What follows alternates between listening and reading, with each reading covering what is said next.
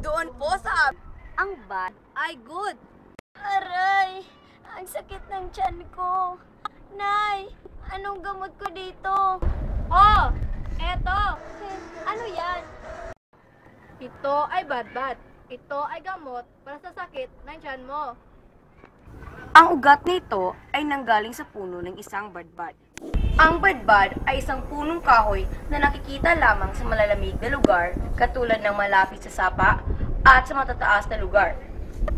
Ito ay ginagamit bilang gamot sa iba't ibang klase ng sakit gaya ng pananakit ng tiyan, pananakit ng ulo, iba't ibang kagat ng mga hayop, lalo na ng aso, at mga grabing sakit katulad ng cancer at goiter. Ang punong badbad na ito ay nakita namin sa bulubundukin ng Kapasanan, Dugmanon, San Isidro, Davao Oriental. Katong isakitan kong tiyan, badbad lang ako ni tambal. Pag daghan pagpatambalan ng badbad, mga ay walang scientific basis, pero ayon sa mga nakagamit na nito, ay epektibo ito sa mga iba't ibang karamdaman. Mga diri sa bukid na kuan, nakamino sa gasto kayo ano man nagapalit og antibiotic, na may badbad yo tinanom diha.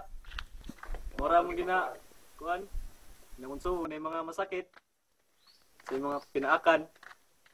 Epektibo gud siya. Ay, way gasto. Badbad ay good.